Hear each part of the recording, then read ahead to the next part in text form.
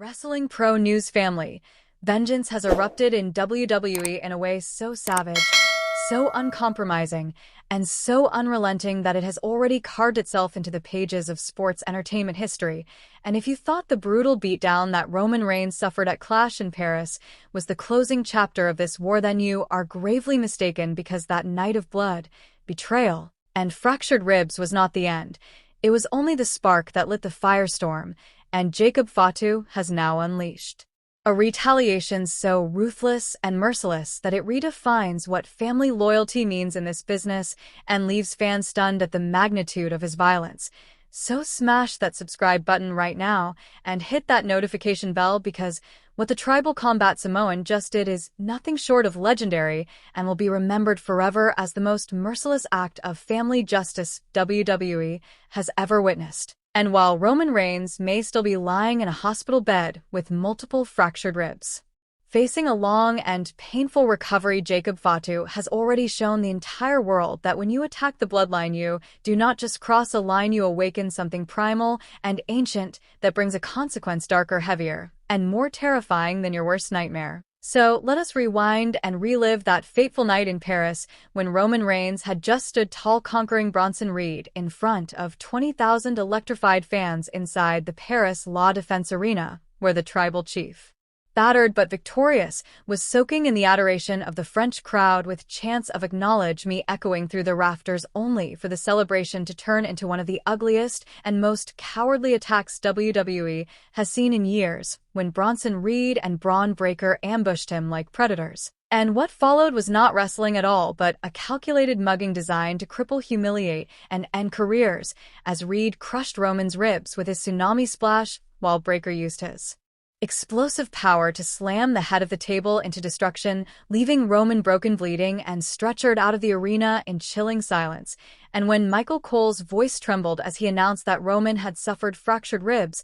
and would be out indefinitely, fans wept while Jacob Fatu boiled with rage, because to him this was no mere medical update, it was a declaration of war against his family. And reports confirm that Jacob was watching every second of that footage backstage, pacing like a predator, his Samoan blood boiling hotter with every strike he witnessed, knowing full well that family honor demanded a price. And for weeks, as Reed and Breakker mocked Roman, flaunted their so-called victory, bragged about putting the tribal chief out of action, and posted taunting clips on social media, Jacob stayed silent. But in that silence, he was plotting, storing every image, every word, every insult into the deepest part of his memory, because this was never going to be about a promo or a match. This was about bloodline justice. This was about warrior code. And when Fatu finally made his move, he did not do it in blind rage, but with surgical precision, targeting first Bronson Reed at the WWE Performance Center, where witnesses described the eerie silence before the storm as if everyone instinctively sensed that something catastrophic was about to happen. And when Jacob Fatu finally emerged, eyes burning with ancestral fury, his body radiating an aura of a man possessed, he smashed into Reed like a tsunami, the sound echoing like thunder through the training hall. And what he did next was not chaos, but surgical annihilation, as every strike was aimed at Reed's ribs, the very same spot he had injured Roman.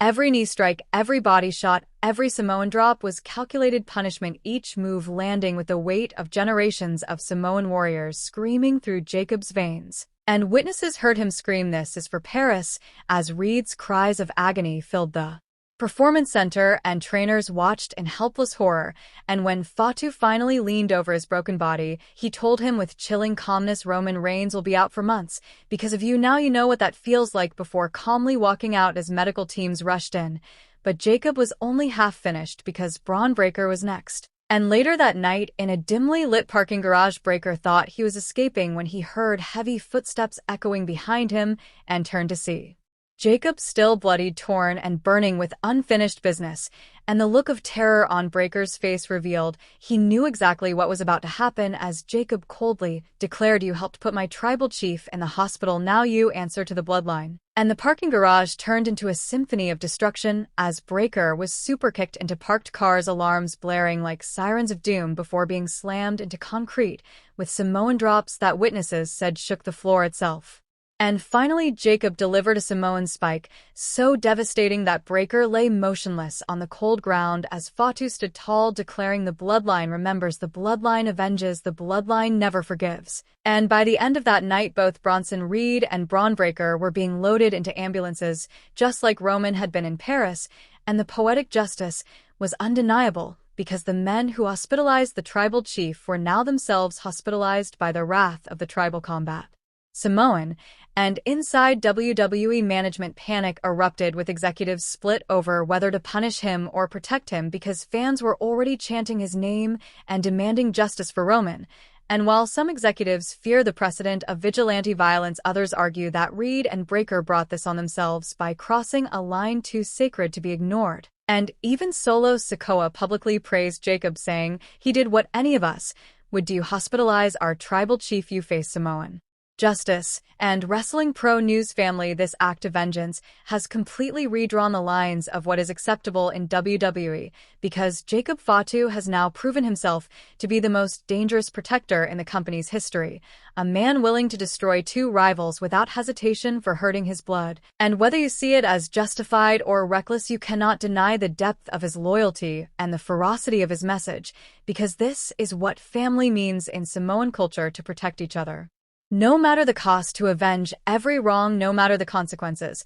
And Roman Reigns, though still out long-term, can now rest knowing that his cousin has avenged every rib, every drop of blood, and every moment of pain he has suffered. So what do you think? Was Jacob Fatu justified in his ruthless retaliation, or did he go too far? Drop your thoughts in the comments below, smash that like button if you respect unshakable family loyalty, and subscribe with notifications on, because this saga of vengeance, honor, and bloodline warfare is only just beginning. And make no mistake, wrestling world, the tribal combat Samoan has spoken, and his message is forever written in the blood of Roman's enemies. Wrestling Pro News family, vengeance has erupted in WWE in a way so savage, so uncompromising, that it has already carved itself into the pages of history. If you thought the brutal beatdown that Roman Reigns suffered at Clash in Paris was the closing chapter of this war, you were gravely mistaken. That night of blood, betrayal, and fractured ribs was not the end. It was only the spark that lit the firestorm, and Jacob Fatu has just unleashed a retaliation so ruthless that it redefines what family